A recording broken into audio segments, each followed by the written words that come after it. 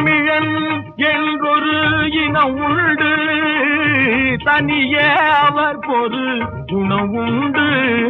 தமிழும் அவனது மொழியாகும், அன்பே அவனது வழியாகும், அன்பே அவனது வழியாகும். ஆனம் பெரிதென உயிர் விடுவான், மற்றவர்க்காக துயர்படுவான். ஆனம் வாங்கிட கூதிடுவான், தருவது மேலென பேசிடுவான். ஜாதிகள் தொழிலால் உண்டெனும் சமரகம் நாட்டினில் கண்டவனா.